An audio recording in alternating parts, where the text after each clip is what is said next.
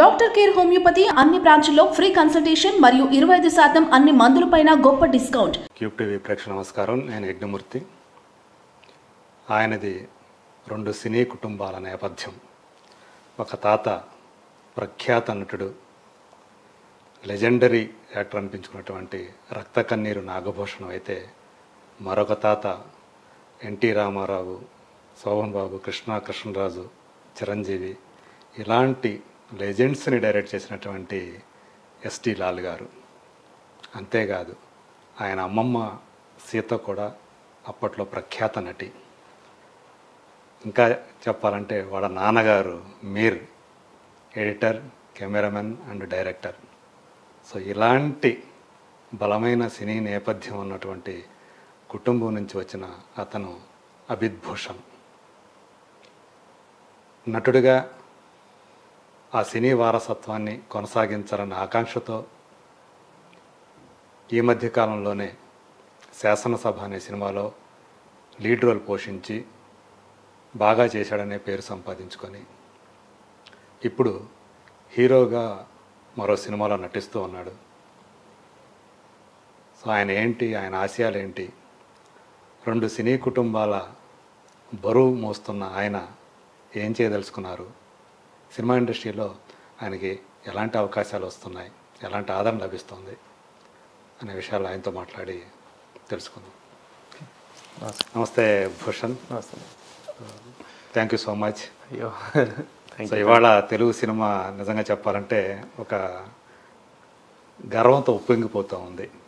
అంటే అల్లు అర్జున్కి ఉత్తమ నటుడిగా పుష్పరాజ్ ఆ క్యారెక్టర్ చేసిన దానికి అతను రావటం, నేషనల్ అవార్డు రావటం.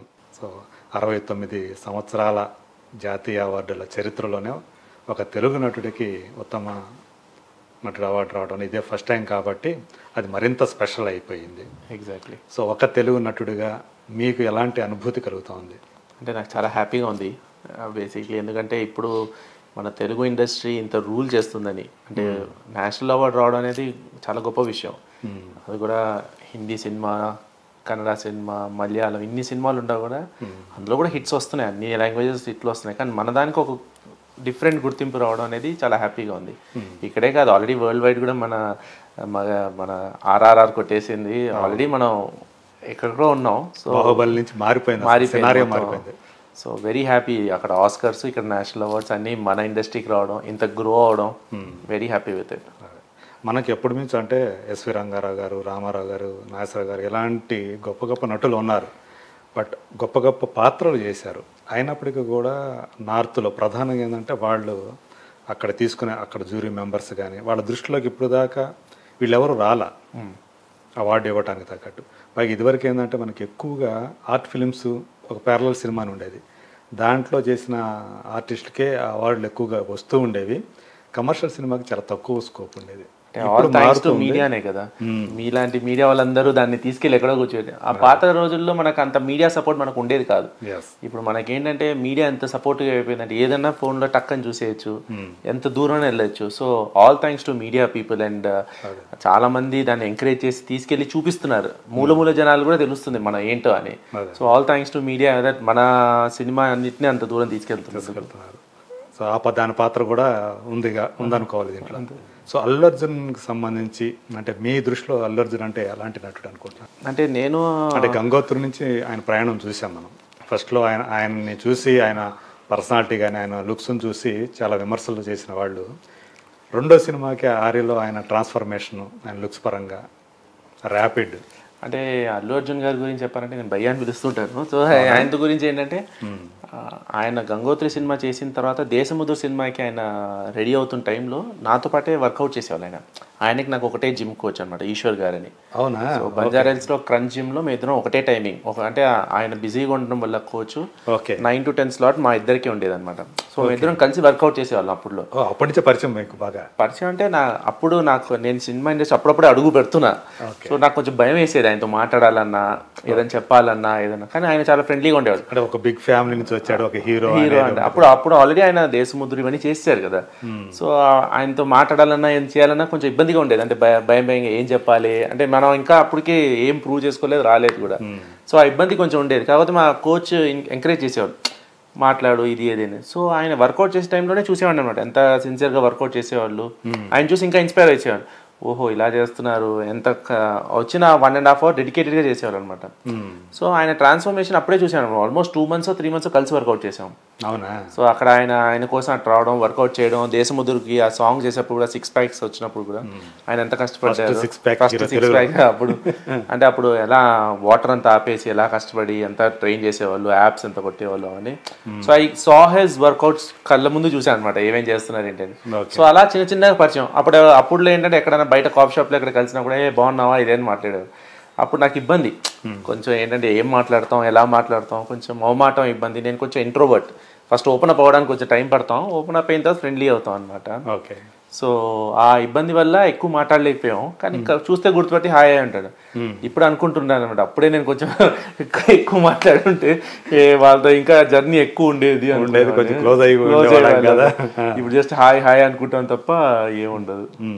అంటే మీరు ఫలానా అని తెలుసా ఆయనకి, ఏమైనా ఐడియా? అప్పుడు అస్సలు తెలియదు, అప్పుడే నాతో పాటు వర్కౌట్ చేస్తున్న అబ్బాయి అనుకున్నారు, కానీ ఆయనకి నేను ఇలా యాక్టర్ని ఇలా సో అండ్ సో అని అసలు తెలియదు.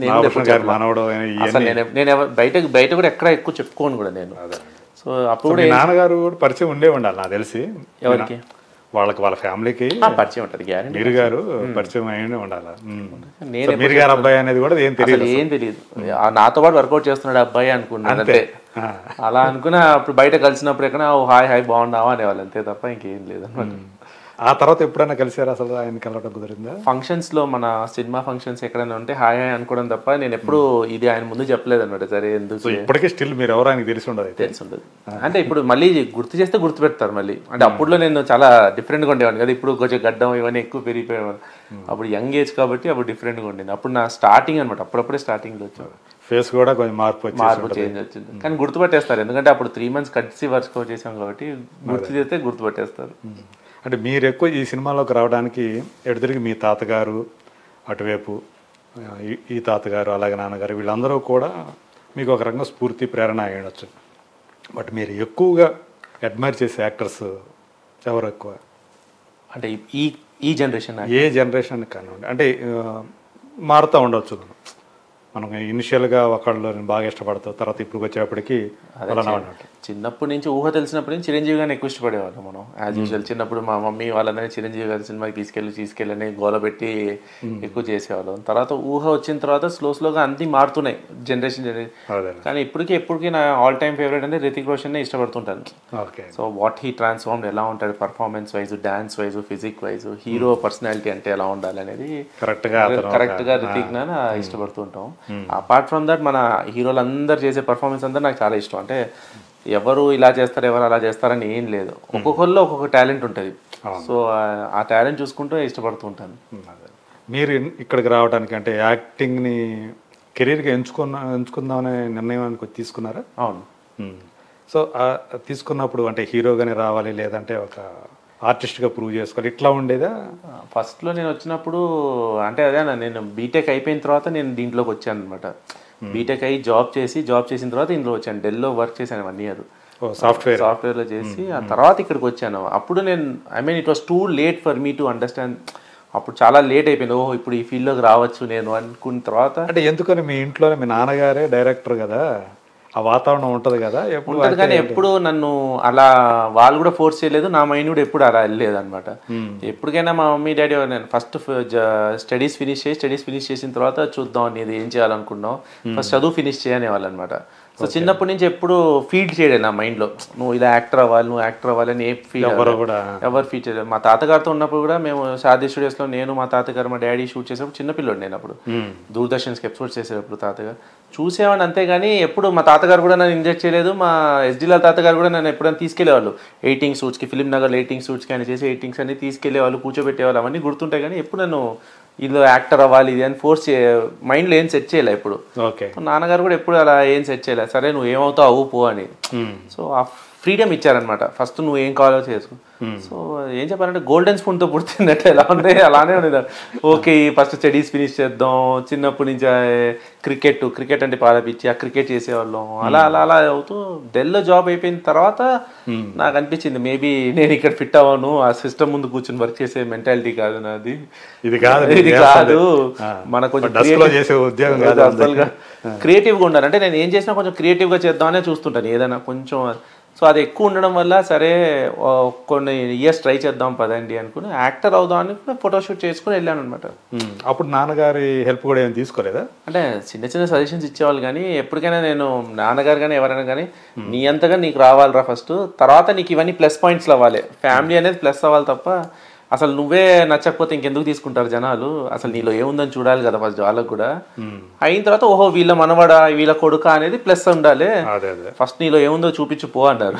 అప్పుడు నేనే వెళ్ళి ఫోటోషూట్స్ చేయించుకుని ఏవి ఎలా కావాలి ఏంటని ఫోటోషూట్ చేసుకుని ఆల్బమ్ రెడీ చేసి కొంతమంది మేనేజర్స్, నాకు తెలిసిన మేనేజర్స్, డాడీకి తెలిసిన మేనేజర్స్ ఇస్తే ఒక మేనేజర్ వరంగల్ వాసు గారు ఒక సినిమాకి నన్ను రెఫర్ చేయడం జరిగింది. ఓకే, ఆ సినిమాకి నేను వెళ్తే ఏదో క్యారెక్టర్ అనుకుంటే నన్ను హీరో చేశారు వాళ్ళు. సో హీరో చేసిన తర్వాత అక్కడి నుంచి ఓహో నేను హీరో మెటీరియల్. ఆ సినిమా పేరేంటి? అర్థం చేసుకోరు. రవి ములగల్పల్లి గారు చేస్తే రవి డైరెక్టర్.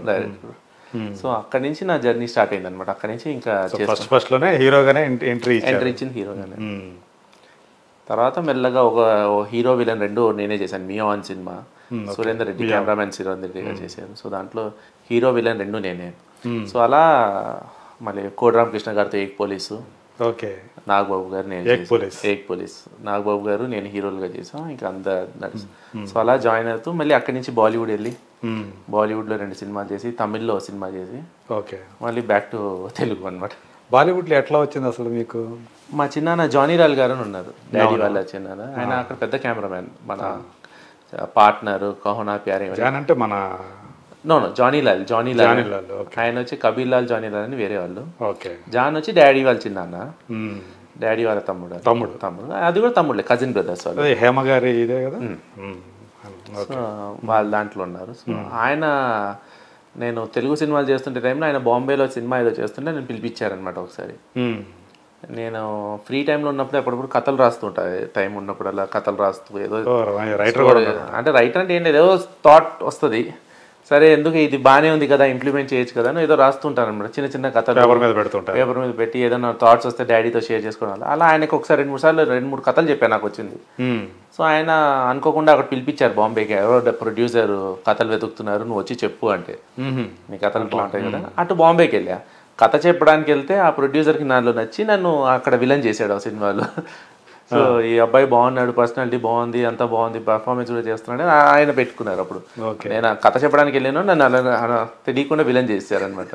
యాక్టర్ చేశారు అక్కడ బాలీవుడ్ లో. అది యూరోప్ లో షూట్ చేశారు 3 months 4 months, అదంతా బాగా చేశారు. అది చేసి రాగానే అనురాగ్ కశ్యప్ సినిమా వచ్చింది ఇమీడియట్ గా. ఆ గెటప్ చూసి ఇక్కడ వీళ్ళు ఇచ్చారు మళ్ళీ. అదే సినిమా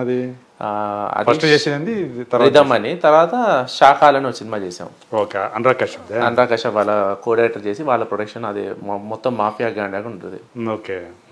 అలా చేసుకుంటూ వచ్చాను అనమాట. సో కానీ తర్వాత మన తెలుగు ఇండస్ట్రీ ఏమైనా ఎక్కువ పిలవడం వల్ల అది చేస్తుంటే కానీ ఇంటింటి అన్నమే వచ్చింది నాకు, రాఘవేంద్ర గారి అందులో మెయిన్ విలన్ గా చేశాను ఇంటింట. కానీ అది సినిమా బయటికి రాకపోవడం వల్ల అలా అయిపోయింది. అవును, అది సాయిబాబు గారు చేసింది.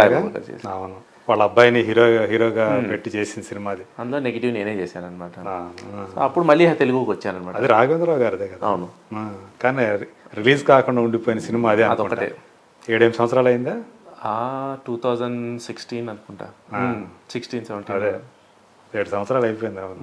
అలా మళ్ళీ ఎందుకంటే అవి పెద్ద పెద్ద హోర్డింగ్స్, ప్రసాద్ ల్యాబ్ అది ఉంది కదా అక్కడ కేబీఆర్ పార్క్ జంక్షన్ లో పెట్టేవాడు. అవును, అవి పెద్ద కనిపిస్తూ ఉండేది.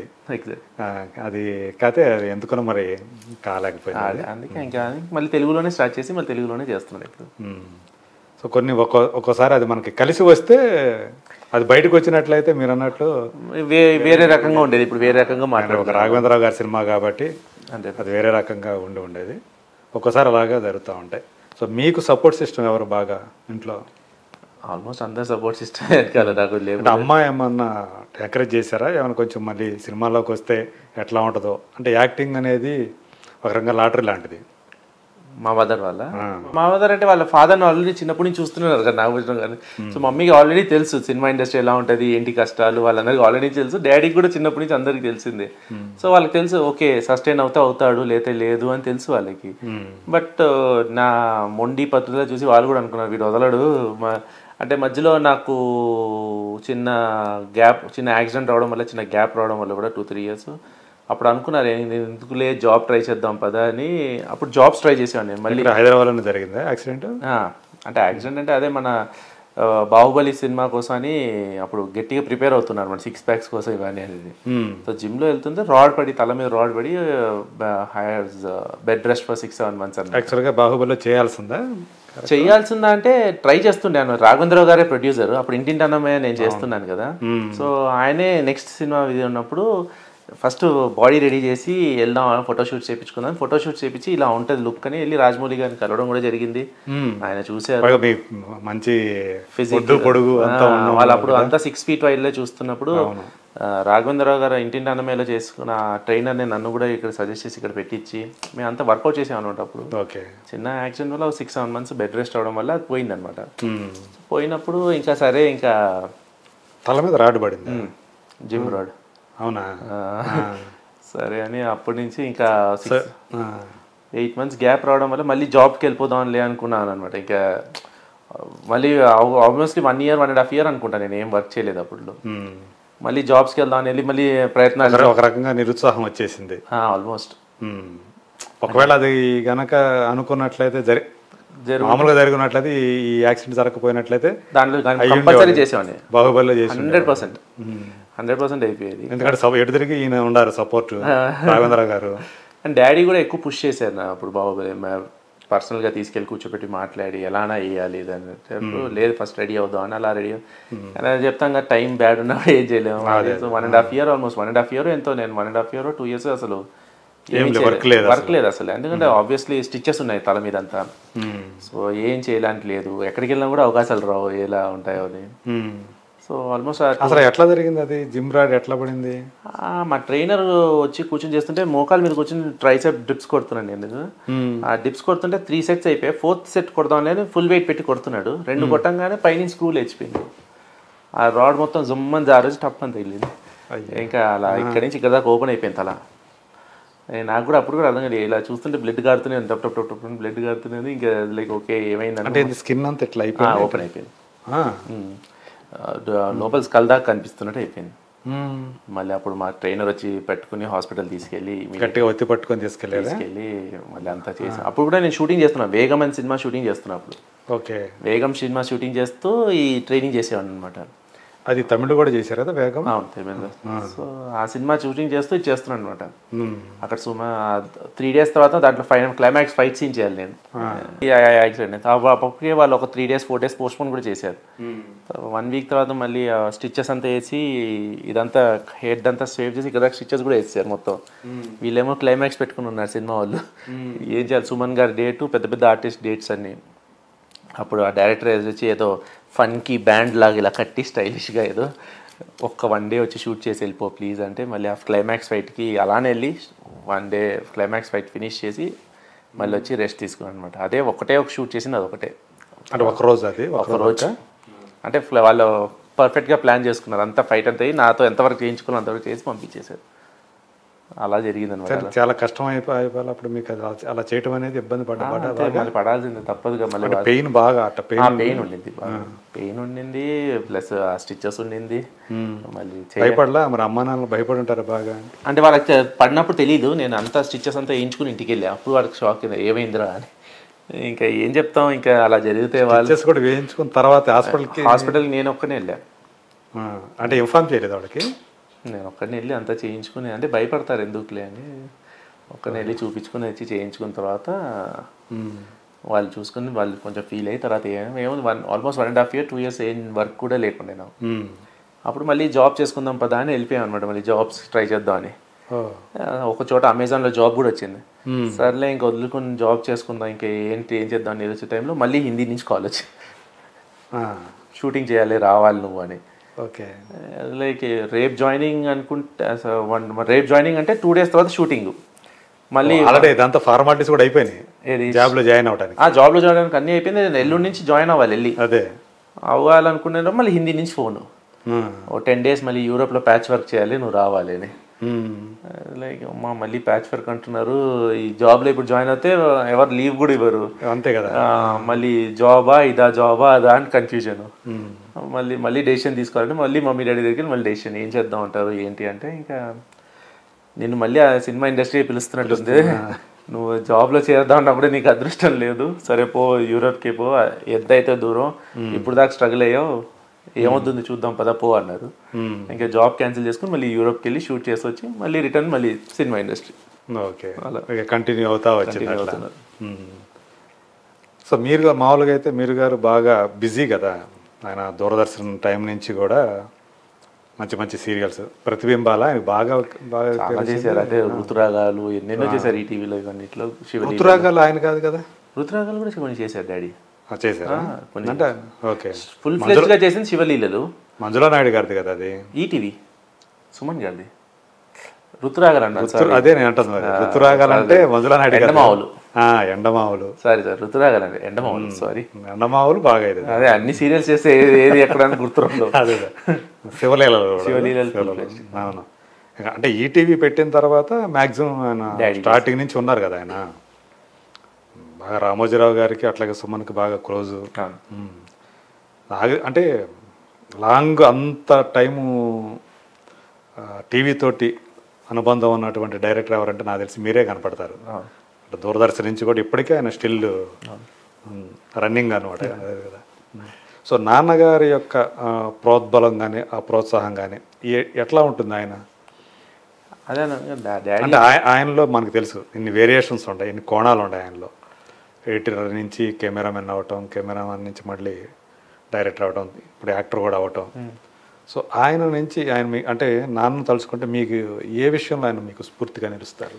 అంటే అన్ని విషయాల్లో ఆయన డెడికేషన్, పేషెన్స్, టైమింగ్స్ అన్నీ నేను ఆల్మోస్ట్ నేర్చుకుందంతా ఆయన దగ్గర నుంచే కదా. ఇద్దరు తాతగారి దగ్గర నుంచి నా చిన్నప్పుడు ఊహ తెలిసిన తర్వాతే ఆయన వాళ్ళు వెళ్ళిపోయారు.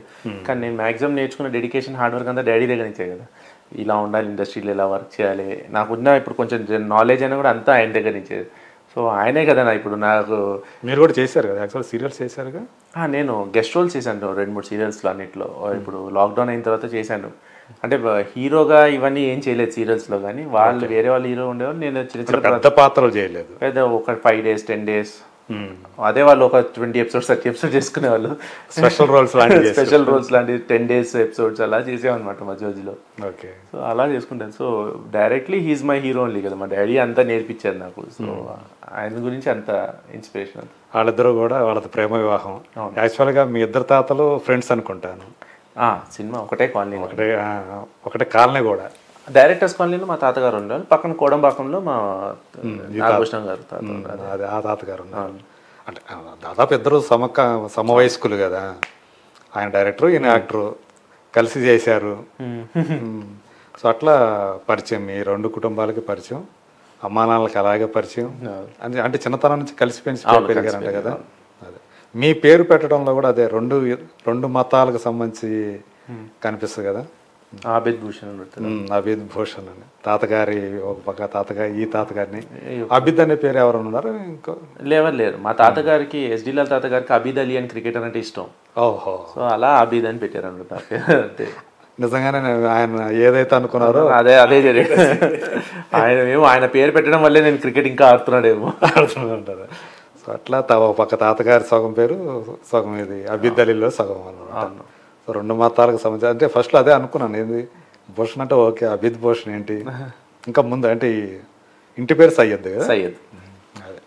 సో మీరు ఎదురు క్రికెట్ ఇది వచ్చింది కాబట్టి బాగా క్రికెట్ ఆడతారు కదా మీరు, తమన్ టీంలో కనిపిస్తూ ఉంటారు అనుకుంటా కదా. ఇది ఎట్లా జరుగుతుంది ఇది? అంటే ఈ క్రికెట్ అనేది అకేషనల్గా ఆడుతుంటారా, ఎవరెవరితో ఆడుతుంటారు మామూలుగా మీరు? అంటే మేము రెగ్యులర్గా ఆడుతుంటాం. అంటే మా సినిమాలో ఉండే వాళ్ళందరూ ఒక 50-60 మంది మాకు ఒక గ్రూప్ ఉంది సినిమా వాళ్ళందరూ. వీళ్ళు జట్లుగా ఇచ్చేసుకొని ఆడతారా? అంటే మాకు ఎప్పుడైనా టోర్నమెంట్ మ్యాచ్లు ఉంటాయి, లేదా సిసిఎల్స్ కానీ లేకపోతే స్పాన్సర్షిప్ మ్యాచ్లు ఉంటే ద బెస్ట్ ప్లేయర్స్ని సెలెక్ట్ చేసుకుని ఆడతాం. ఓకే, ఎవరు బెస్ట్. మొన్న కూడా వరంగల్కి వెళ్ళి ఆడొచ్చాం మేము అందరం, రాజీవ్ కనకాల మేము అందరం. ఎవరితో ఆడారు? వరంగల్ టీం వాళ్ళతో ఆడాం. వరంగల్లో ఏదో ఈవెంట్ జరుగుతుంటే వాళ్ళ లోకల్ టీం వాళ్ళతో ఆడాం. అక్కడ వరంగల్ ప్రీమియం లీగ్ ఏదో ఆడుతున్నారు వాళ్ళు. అక్కడ ఉన్న చుట్టుపక్కల ఉండే అందరు టీమ్స్ లో బెస్ట్ టీమ్స్ తో అలా ఆడుతున్నారు. ఓకే, అలా వాళ్ళ సెలబ్రిటీలు సంబంధం లేదు వాళ్ళకి సెలబ్రిటీస్ సంబంధం. మీరు సెలబ్రిటీలు మేమే సెలబ్రిటీస్ గెస్ట్ కింద వాళ్ళకి వెళ్ళి అక్కడ వాళ్ళతో ఒక సరదాగా ఒక మ్యాచ్ ఎగ్జిబిషన్ మ్యాచ్ లాగా ఆడొచ్చు అన్నమాట. సో అలా మేము అందరూ ఆడుతుంటాం. సో మాకు ఎప్పుడైనా ఫ్రీ టైం ఉన్నా లేదా తమనన్నా ఎప్పుడైనా ఫ్రీ ఉన్నా కూడా వచ్చి ఇక్కడ వస్తున్నాం ఆడదాం పదా అని అందరం కలిసి ఆడుతుంటాం. అందరు క్రికెట్ అంటే ప్యాషన్, క్రికెట్ అంటే ఇష్టం. లీడర్ ఎవరు ఈ మొత్తానికి గ్రూప్ కి? అంటే అదే అన్నాను, గ్రూప్స్ ఉన్నాయి, అన్ని మారుతారు. తమనన్నది ఒక గ్రూపు, శ్రీకాంత్ అన్న వాళ్ళది ఒక గ్రూపు, టీవీ ఆర్టిస్ట్ అందరిది ఒక గ్రూపు. సో అలా 5-6 గ్రూపులు ఉన్నాయి. సో ఎవరు లీడర్ అంటే ఏం లేవు అందులో. సో అంటే ఇనిషియేషన్ తీసుకొని ఇదంతా కలిపేది ఎవరో ఉంటారు కదా, డిపెండ్స్. అదే ఇప్పుడు ఫర్ ఎగ్జాంపుల్ ఇందులో వీళ్ళు కూడా ఉంటారు కదా, మన తరుణ్ వీళ్ళు కూడా అంతా ఉంటారు కదా. అదే అన్న, వాళ్ళందరూ ఒక గ్రూపు. శ్రీకాంత్ అన్న, తరుణ్ అన్న వీళ్ళందరూ ఒక గ్రూప్. మళ్ళీ వాళ్ళందరూ ఒక ఆడేదో సపరేట్ గా ఆడుతుంటారు. సామ్రాట్ వీళ్ళందరూ, ప్రిన్స్ వాళ్ళందరూ ఒక గ్రూప్ అనమాట. అందులో ఒక గ్రూప్. మళ్ళీ టీవీ ఆర్టిస్టులు అందరూ ఒక గ్రూప్ లో ఆడుతుంటారు.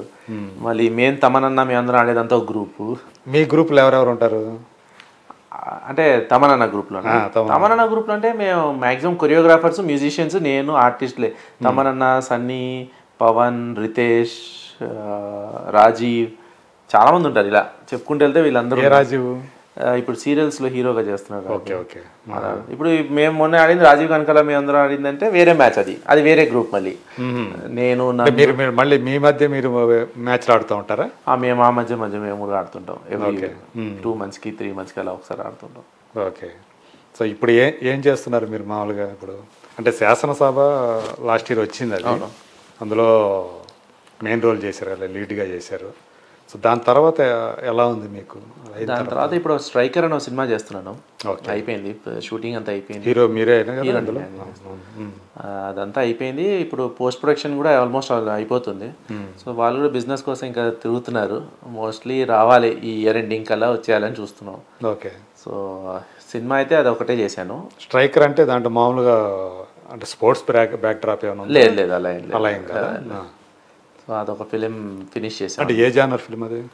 అది murder mysteries, murder mystery films అంతా. సో అది ఫినిష్ చేసి ఉంటాయా? ఉంటాయి, చూడాలి కదా, చూస్తేనే తెలుస్తాయి కదా. మీ క్యారెక్టర్లో కూడా ఉంటాయా ట్విస్ట్లు అని? అది చూడాలి, మీరే చూసి చెప్పాలి అందరూ. సో దీంతో పాటు ఇవి కూడా సాంగ్స్ కూడా చేస్తుంటారు. ప్రైవేట్ ఆల్బమ్స్ మొన్న ఒకటి చేశాను, ప్రైవేట్ ఆల్బమ్ దిమాగ్ అని చేసాం.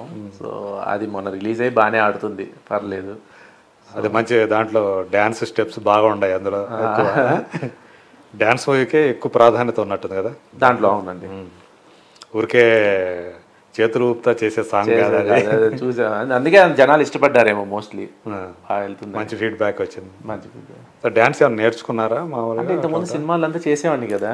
సినిమా అంటే అన్ని నేర్చుకుని రావాలి కాబట్టి నాకు అప్పుడప్పుడు చేయడం ఇష్టమే. సో అప్పుడప్పుడు ప్రాక్టీస్ చేస్తుంటాను అనమాట. సో నాగభూషణం గారి మనవడుగా సినిమా ఇండస్ట్రీలో తెలుసు అసలు మీరు ఎక్కువ మందికి తెలుసు అసలు? అట్లా అదే 100లో 60-70 మందికి తెలుసు, మిగతా వాళ్ళకే తెలియదు. ఆయన అంత స్టాల్ వార్డ్స్ నాగభూషణం గారు అంటే ఆయనకు ఒక పేజీ కాదు, ఒక పుస్తకమే ఉంటుంది ఆయన నాగభూషణం గారిది. సో ఆయన అలాంటిది ఒక నటుడికి వారసుడిగా అయ్యండి మీ మీద ఒక బరువు లాంటిదే అది నిజం చెప్పాలంటే. సో ఒక నటుడిగా పేరు చేసుకోవాలంటే పోలుస్తారు, అవును ఫలానా ఆయన మనవడరా అని చెప్పేసి. సో దీన్ని ఇలా బేరు చేస్తూ ఒక నటుడిగా పేరు తెచ్చుకోవడం అనేది ఒక మీకు సవాల్ లాంటిది. తెలిసిన వాళ్ళు, నాగభూషణం గారు మనవడని తెలిసిన వాళ్ళు ఎలా రిసీవ్ చేసుకుంటారు మిమ్మల్ని? ఇక్కడ ఎలా ఉంటుంది అసలు? అదే కదా, వీళ్ళు నాగభూషణం అన్నవారు కానీ, ఎస్డీలర్ కానీ, మా డాడీ కానీ వాళ్ళందరూ చెట్టులాగా నాకు పైన. నేను ఆ నీళ్ళలో బతుకుతున్నాను, ఇంకా ఆ ఛాయలో ఉన్నాను ఇంకా. సో ఆ ఛాయ్ ఎప్పుడైతే పైన ఉందో అప్పుడు దాకా నాకు మర్యాదే ఉంటుంది ఇక్కడ ఇండస్ట్రీలో. ఎప్పుడు వెళ్ళినా ఎక్కడికి వెళ్ళినా కూడా అయ్యో అవునా రండి కూర్చోండి, ప్లీజ్ కూర్చోండి ఇదని మాట్లాడుతుంటారు, అన్నీ బాగా రిసీవ్ చేసుకుంటారు. సో అదొక యాడెడ్ అడ్వాంటేజ్గానే ఉంటుంది నాకు. కాకపోతే అందుకే నేను ఎక్కడ చెప్పుకోను అనమాట. ఎందుకంటే ఇలా చెప్పుకోవడం వల్ల వాళ్ళకి నా మీద ఎక్స్పెక్టేషన్స్ ఎక్కువ పెరిగిపోతాయి. ఫస్ట్ ఓ ఇతనా ఇదా అని, అదే ఏం తెలియకుండా వెళ్ళి తెలుసుకున్న తర్వాత ఇది కూడా ఒక యాడెడ్ అడ్వాంటేజ్, ఓహో అందుకా అని వాళ్ళు హ్యాపీనెస్ ఉంటుంది కదా. నేను అందుకే ఎక్కడ ఎక్కువ చెప్పుకోను అనమాట. ఫస్ట్ నన్ను ప్రూవ్ చేసుకున్న తర్వాత వాళ్ళకి తెలిస్తే అప్పుడు ఇంకా ఎక్కువ రియాక్షన్స్ ఉంటాయి కదా, ముందుగా ఎందుకు చెప్పాలి అని. నిజమే, అవును. సో ఎక్కడికి వెళ్ళినా కూడా నేను చాలా అదే చెప్పాను కదా, ఎక్కడ ఓపెన్ అవ్వాలన్నా కూడా చాలా ఇబ్బందిగా ఓపెన్ అవుతుంటాను. ఎందుకు చెప్పడం ఇప్పుడు ఎందుకు అని అంతటి మీరు చెప్పుకోవాలంటే కొంచెం చెప్పుకోవాలి, అసలు ఏమేం చేస్తున్నావు ఏంటి అదే. ఓహ్ అవునా, మళ్ళీ ఎందుకు రావట్లేదు అవకాశాలు, మళ్ళీ ఎందుకు నువ్వు కనిపించట్లేదు, ఇదొకటి ఉంటుంది మళ్ళీ. ఎందుకు నువ్వు కనిపించట్లేదు, పెద్ద పెద్ద ప్రొడక్షన్స్కి వెళ్ళి ట్రై చేయొచ్చు కదా అంటారు. మనం వెళ్ళంగానే ఇచ్చేస్తారా టక్కని, అక్కడ ఎన్ని ఉంటాయని మనకు తెలుసు అవన్నీ కష్టాలు ఏంటి ఎలా ఉంటాయని. సో అంటే మీకైతే ఆ కార్డు, తాతయ్య కార్డు ఉపయోగించుకొని అవకాశాలు పొందడం అనేది ఇష్టం ఉండదు. చూసి వాళ్ళకే తెలుస్తాయి కదా అబ్బాయి సెట్ అవుతున్నాడా లేదా వాళ్ళు తెలిసిపోద్ది కదా. అదే యాడ్ అయ్యేటువంటి వాళ్ళు యాడ్ చేసుకోమని, కానీ ఫస్ట్ నేను నచ్చాలి వాళ్ళకి. ఓకే, నేను నచ్చిన తర్వాత వాళ్ళ ఇష్టం. ఇంకా మీరు ఏ వయసులో ఉండగా తాతయ్య చనిపోయారు? వయసు అంటే 95, ఆల్మోస్ట్ లైక్ 10 years, 7 to 8 ఉండే మెమరీస్ ఉండే తాతయ్య. అదే చెప్పాను కదా, నేను షూటింగ్కి వెళ్ళే వాళ్ళని అప్పుడు షాదీ స్టూడియోస్లో చేసినప్పుడు అంతే, అలా ఇంటికి వచ్చినప్పుడు కలిసి మాట్లాడుకోవడాలు అంతే, అవి గుర్తున్నాయి. అంటే బాలనటుడిగా అప్పుడు ఏమే ఛాన్స్ మీకు రాలేదా ఆ టైంలో? చేశాను ఒక 2-3, అదే అన్నాను మన సుమన్ గారితో చిన్నప్పుడు ఫస్ట్ యాక్టింగ్ చేసి, మా జానీలాల్ గారు బాంబే అయినా ఇక్కడ ఏదో సినిమా చేస్తుంటే అందులో చిన్న క్యారెక్టర్ వేయించాడు నాకు. ఏ సినిమా అది? గుర్తురాట్లేదు, అది నాకు పేరు గుర్తురాట్లేదు. సుమన్ గారిది. ఓకే, అందులో చిన్న రోల్ చేశాను. మళ్ళీ డాడీ చేస్తున్న చిన్న చిన్న జీవన్ రాఘవన్ దాంట్లో చిన్న చిన్న రోల్స్ చేయించేవాళ్ళు టీవీ సీరియల్స్ సరదాగా అంతే. ఒక యాడ్ ఫిలిం ఇవన్నీ చేసేవాళ్ళం, కానీ దాని మీద అదే అనగా పెద్ద దాని మీద ఎప్పుడు కాన్సన్ట్రేట్ చేయాల. ఓకే, మేబీ చిన్నప్పటి నుంచే నాకు కూడా అలా హీరో అవ్వాలి, యాక్టర్ అవ్వాలి అని మైండ్లో అలా పుట్ చేస్తుంటే ఇప్పటికే అయిపోయేవాళ్ళేమో అంత సడన్గా. అప్పుడు మీ చిన్నతనంలోనే సినిమా వాళ్ళు వస్తూ ఉంటారా ఇళ్ళకి వచ్చేవాళ్ళ? అంత ఇంటికి వచ్చేవాళ్ళేవంత నాకు గుర్తులేవు వాళ్ళందరూ. అంటే వచ్చారు చాలా మంది, అంటే ఇంటికి వచ్చారు కానీ అచ్యుత్ గారు వీళ్ళందరూ చాలా మంది వచ్చేవాళ్ళు డాడీని కలవడానికి. కానీ నాకు అప్పుడు అదే చెప్పాను, అంత బ్రెయిన్ ఉండేది, అంత ఆలోచించే వాళ్ళం కూడా కాదు. అంటే ఆ ఇంట్రెస్ట్ కూడా లేకుండే అనమాట. అప్పుడు అంతా ఆటలు తిరగడాలు ఇవన్నీ ఉండేది కాదు, సో అంత తెలిసేది కూడా కాదు. ఆ టీనేజ్ అది మాత్రం అదంతా ఎంజాయ్ చేసేవాళ్ళు అంతే, మీ లోకంలో మీరు ఉండేవాళ్ళు అంతే. ఇది పెద్ద పట్టించుకునే వాళ్ళం కాదు. అదే వన్స్ చదువు అయిపోయి జాబ్లో చేరిన తర్వాత ఆలోచన మొదలయ్యి మళ్ళీ దీంట్లో చెప్పి ఇది కాదురా మన పని, మనం చేసిన పని. అంటే నాన్నగారు ఎప్పుడు యాక్టివ్గా ఆయన ఎప్పుడు నాకు తెలిసి ఖాళీగా అయితే ఎక్కువ కాలం లేదరు అనుకుంటా, అసలు ఒకరోజు కూడా ఉండరు. అంటే మీకు ఖాళీగా ఉన్నప్పుడు ఆయనతో పాటు వెళ్ళటం అట్లాంటివి ఉండేది కదా షూటింగ్స్కి? అదే వెళ్ళేవాళ్ళు, చిన్నప్పుడు తీసుకెళ్లేవాళ్ళు. అప్పుడప్పుడు ఖాళీ చిన్నప్పుడు సంగతి కాదు, మీరు పెద్ద అయిన తర్వాతనే. నేను వెళ్ళేవాడిని, వాళ్ళ షూటింగ్స్కి వెళ్ళేవాడిని, కూర్చునేవాడిని. అంటే ఎక్కువసేపు కూడా ఉన్నా కూడా వాళ్ళ వర్క్ డిస్టర్బ్ అవుతూ ఉంటుంది. అప్పుడు కూడా మీలో ఏం కలిగేది కదా? అప్పుడు కూడా అంటే అదే అన్నాను, తర్వాత మెల్లమెల్లగా వెళ్ళిన తర్వాత నాకే ఇబ్బంది అనిపించేది ఎక్కడికైనా వెళ్ళాలన్నా కూడా వాళ్ళతో. ఓకే, ఎక్కడికైనా వెళ్ళి అడగాలన్నా ఇబ్బంది పడేవాడిని అనమాట. వెళ్ళి అడిగితే వాళ్ళే అనుకుంటారు ఎందుకు ఇవన్నీ అని సైలెంట్గా ఉంటాను. ఈ మధ్యకాలంలో మనం సినిమాలు చూస్తున్నాం, పెద్ద చిన్న తేడా లేకుండా సినిమా బాగుందంటే, ఇంట్రెస్టింగ్గా ఉందంటే ఏ సినిమానైనా సరే జనం ఆదరిస్తూ ఉన్నారు. అట్లా ఈ మధ్యకాలంలో మీకు బాగా నచ్చిన సినిమా ఏది? ఈ మధ్యకాలంలో నాకు బాగా నచ్చిన సినిమా అంటే మహావీరుడు నచ్చింది. ఓకే, శివకార్తికేయ మహావీరుడు చాలా బాగా తీశారు. అదే, సో అది నచ్చింది. జైలర్ నచ్చింది. అదే అన్ని సినిమాలు చూస్తుంటాం, అన్నీ నచ్చాయి అన్నమాట. సో డిఫెన్స్ అంటే ఈ సినిమాలో, ఇలాంటి సినిమాలో ఇప్పుడు సపోజ్ ఒక బలగమో ఒక సామాజిక వర్గమనో చిన్న సినిమాలే కానీ జనాల్ని బాగా ఆకట్టుకుంటారు. బేబీ అంటారు కానీ నాకు ఎందుకో బేబీ అంత ఎక్కలేదు.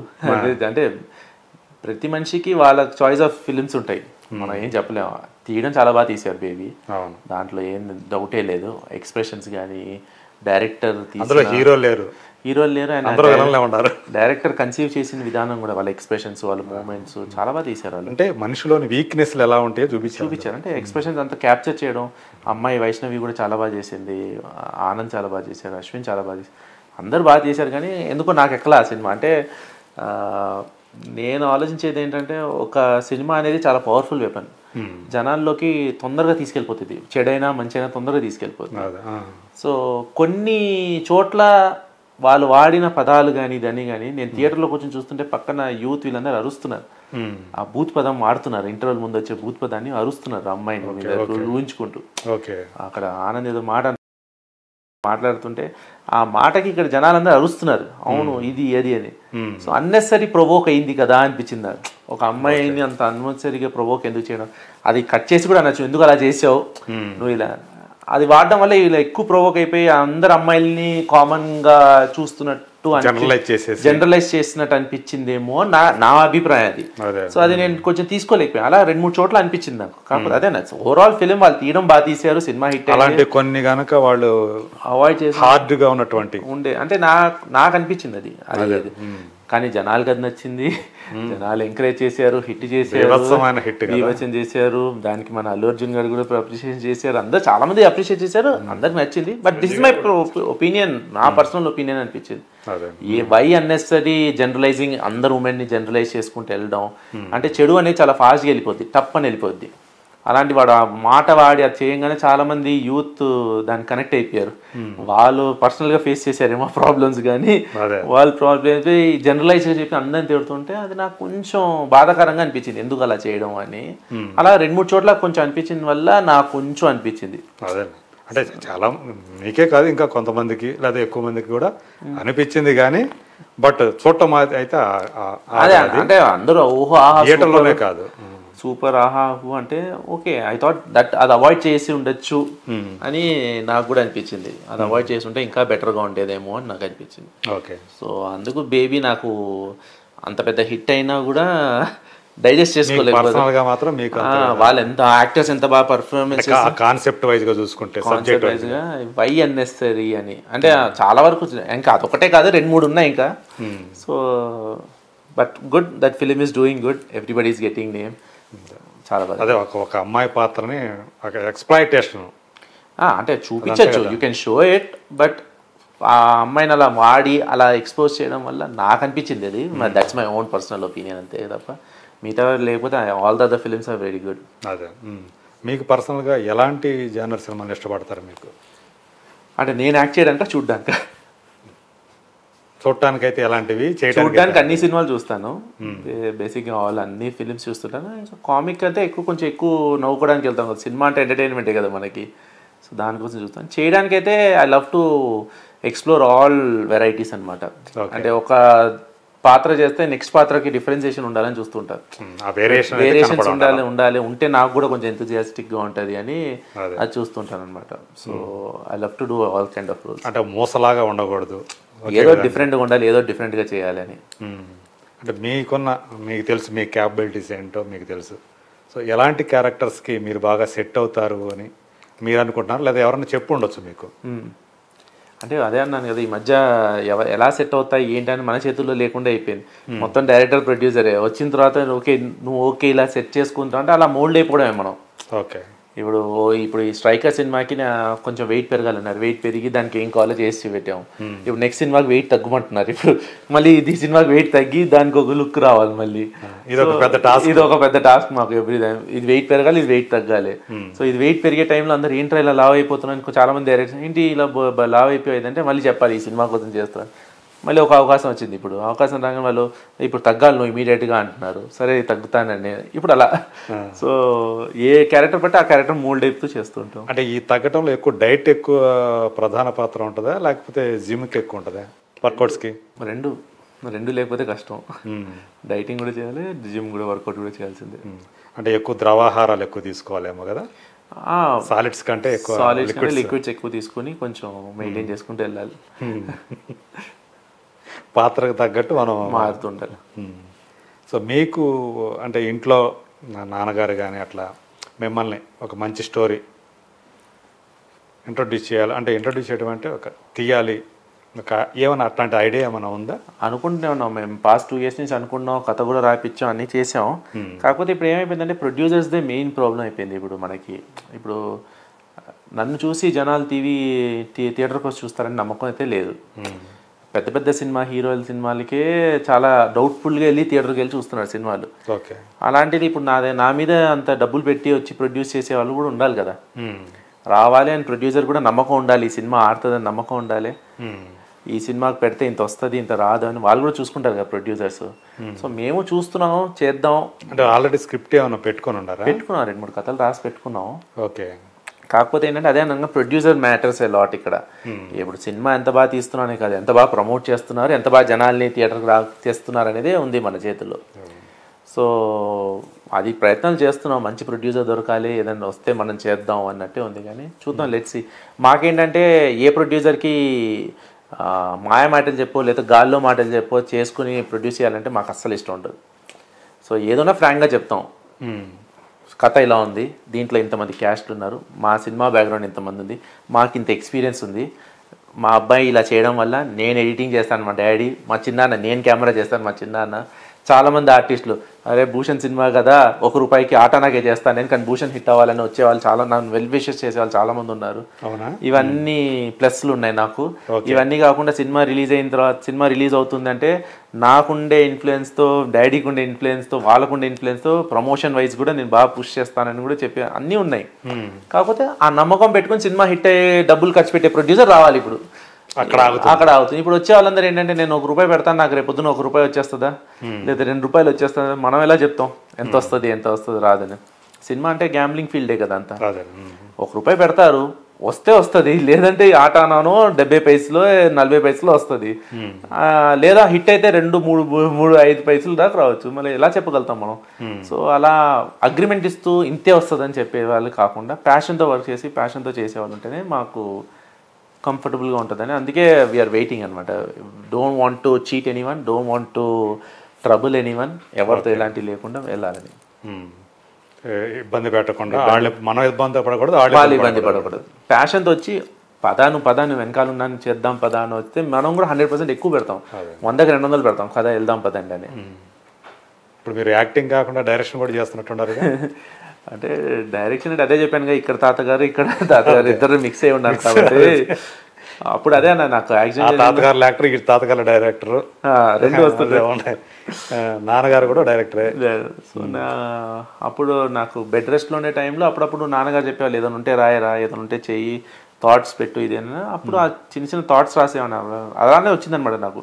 ఆ టైంలో మొదలు ఏదైనా థాట్స్ వస్తే ఇలా చదవడం, బుక్స్ చదవడం వల్ల కానీ, థాట్స్ వస్తే పేపర్లో పెట్టడం కానీ, అదే అప్పుడప్పుడు కథలు రాసుకుని చెప్పేవాడిని, ఇలా అనుకుంటున్నాను అలా అనుకుంటున్నాను. చిన్న షార్ట్ ఫిలిమ్స్ తీసేవాడిని. అప్పుడు ఫ్రీగా ఉండడం ఎందుకని నేను కెమెరా బ్యాక్ ఉండి మా ఫ్రెండ్స్తో యాక్ట్ చేసేవాడిని, సరే చేయండి ఇది ఏది సరదాగా చేసుకునేవాళ్ళం. అలా ఒక ఆల్బమ్ సాంగ్, చిన్న యాడ్ ఫిలిమ్స్ వస్తే డాడీ నాతో చేపియడాలు, ఎక్స్పీరియన్స్ కోసం చేస్తూ వచ్చిన టైంలో స్లోగా కరోనా టైంలో అయిపోయిన తర్వాత చిన్న యాడ్లు వచ్చాయి. అప్పుడు కరోనా టైంలో సరే అన్న, కరోనా టైంలో యాడ్లు చేసేవాడిని నేను. సరే కానీ ఓకే, యాడ్ ఫిల్మ్స్ కూడా చేశారు, చిన్నవి ఏదో చిన్న బడ్జెట్వి. ఓకే, ఈ చేసే టైంలో అప్పుడప్పుడు చేస్తుంటాం కాబట్టి మా ఫ్రెండ్స్ని పెట్టుకుని ఫ్రీ టైంలో ఉన్నప్పుడల్లా షార్ట్ ఫిలిమ్స్ ఇవన్నీ చేసేవాళ్ళం. అలా ఒక OTT సినిమా చేశాను అనమాట డైరెక్షన్, లవ్ స్క్వేర్ అని. లవ్ స్క్వేర్ అది ఇప్పుడు వస్తుంది మేబీ. అమర్దీప్ చౌదరి అని హీరోగా చేశాను, అతన్ని హీరోగా పెట్టుకుని చేశాను అనమాట. OTT ఫిలిం డైరెక్షన్ చేసాం. ఓకే, అది చేసిన తర్వాత సరే ఓకే ఏదో ఖాళీగా యాక్టింగ్లో ఖాళీ ఉన్నప్పుడు డైరెక్షన్ చేసేవాడిని అప్పుడప్పుడు. సో నాకేంటంటే మా డాడీ వీళ్ళందరూ నేర్పించిన డైరెక్షన్ స్కీమ్స్ అంతా ఎంత ఫాస్ట్గా ఎలా చేయాలి, డాడీ ఎడిటర్ అవడం వల్ల కూడా నాకు షార్ట్ ఎక్కడ వరకు చాలా అంతకు అనిపించేది అనమాట. ఓకే తిరిగే వరకు చాలే, ఇంకా అవసరం లేదు, నెక్స్ట్ వెళ్ళిపోదాం పదా, ఇటు వెళ్ళిపోదాం పదా. దాంతోపాటు మా చిన్నాన్న కెమెరామ్యాన్ కాబట్టి నాకు ఇంకా ఈజీ ఆయనకి చెప్పుకోవడం. చిన్నాన్న నాకు ఇక్కడ వరకే కావాలంటే ఆయన జాన్ గారు నాకు ఇక్కడ వరకు కావాలి, ఇలా కావాలంటే ఆయన ఇమీడియట్గా పెట్టేవాళ్ళు. ఓకే నీకు కావాల్సింది ఇదే కదా అని పెట్టేసేవాళ్ళు. సో ఈ సపోర్ట్ ఉంది కాబట్టి డైరెక్షన్ చేసుకుంటూ వెళ్తున్నాను అనమాట. ఓకే, సో ఈ టైంలో మన సనా మేడం వాళ్ళ అబ్బాయి సయ్యద్ అన్వర్ ఏదో OTT ఛానల్కి వెబ్ సిరీస్లు కావాలి, ఒక కథ కావాలంటే ఒక కథ చెప్పడం జరిగింది. నేను రాసిందే. ఓకే, రాసింది చెప్తే ఆయనకి బాగా నచ్చడం జరిగింది. సో దాన్ని డైలాగ్ వర్షన్ అంతా రాయిపించి షూటింగ్ ఫినిష్ చేసి ఈ మంత్ రిలీజ్ పెట్టాం సెప్టెంబర్లో. ఓకే, వెబ్ సిరీస్ దేంట్లో అదే సయ్యద్ స్టూడియోస్ అని వాళ్ళదే కొత్త ఛానల్. అవునా? దాంట్లో వాళ్ళు చేస్తున్నారు, వాళ్ళదే సపరేట్, వాళ్ళు కంటిన్యూస్ వెబ్ సిరీస్ చేస్తున్నారు. అది ఈ మంత్ అవుతుంది, ఇమీడియట్గా ఇంకోటి కూడా ఇచ్చేసారు. అది కూడా ఇప్పుడు నెక్స్ట్ వీక్ షూటింగ్ స్టార్ట్ చేస్తున్నాం. అంటే ఏదో ఈ గ్యాప్ ఇప్పుడు వాళ్ళు 10 కేజీలు పెరుగుమన్నారు ఆ సినిమా వాళ్ళు, స్ట్రైకర్ వాళ్ళు. పెరిగాం, తగ్గడానికి ఒక 2 నెలలు పడుతుంది. ఈ 2 నెలల వరకు వర్క్ చేయాలి కదా, ఇది వర్క్ చేసుకుంటుంటాం అనమాట. తగ్గుతూ డైరెక్షన్ చేస్తుంటే ఏదో మన బ్రెయిన్ కూడా యాక్టివ్ ఉంటూ ఏదో మనకు కూడా ₹4 వస్తుంటాయి అలా. అదే. సో మీరు అనుకున్నట్టుగా మరి ఇండస్ట్రీలో అంటే ఆ కార్డు మీరు ఉపయోగించుకోకుండా వెళ్తున్నారు కదా, ఆ ఆశ కనిపిస్తుందా మీకు? అంటే ఏ రోజుకైనా సరే నేను అనుకున్నది సాధిస్తాను అనే ఆశ అయితే కనిపిస్తూ ఉందా మీకు ఇండస్ట్రీలో? ఇప్పుడు ఏ మనిషికైనా ఆశే మనని నడిపిస్తుంటుంది, అన్నీ ఉంటాయి.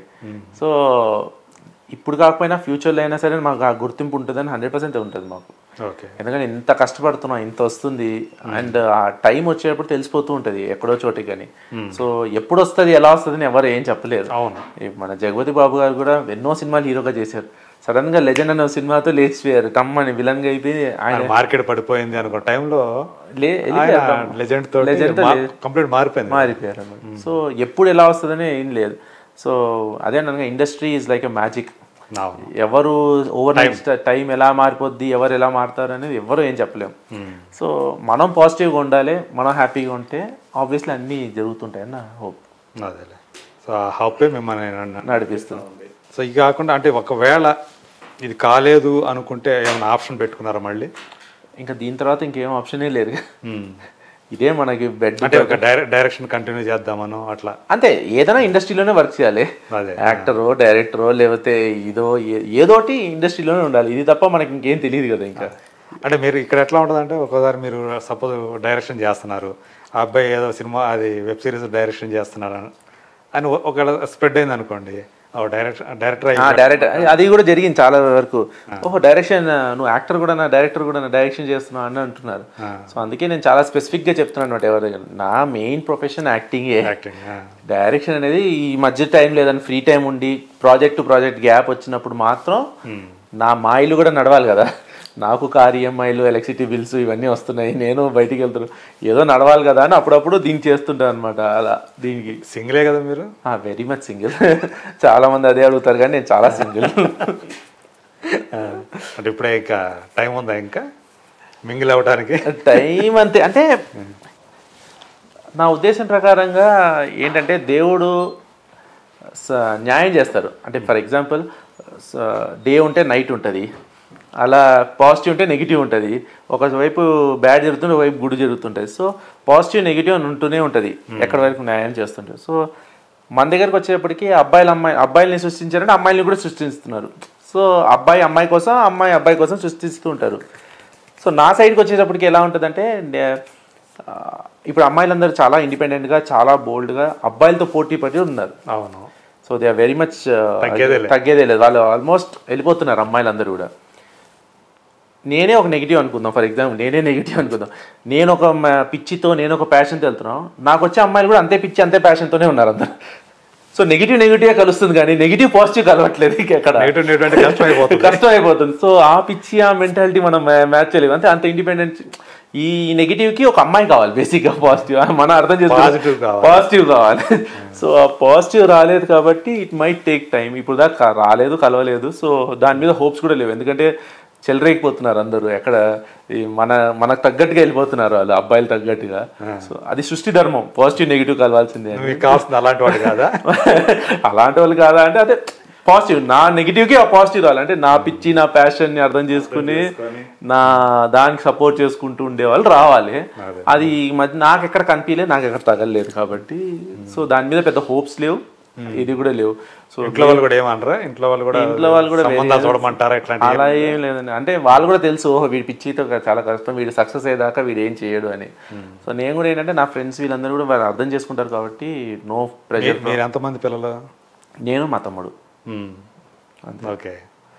ఆడపిల్ల లేరు అనమాట? ఆడపిల్ల లేదు. తమ్ముడికి పెళ్ళి అయిపోయింది, వాడికి బాబు ఉన్నాడు. ఇంకా అంతే. ముందు తమ్ముడికి చేసేసారు?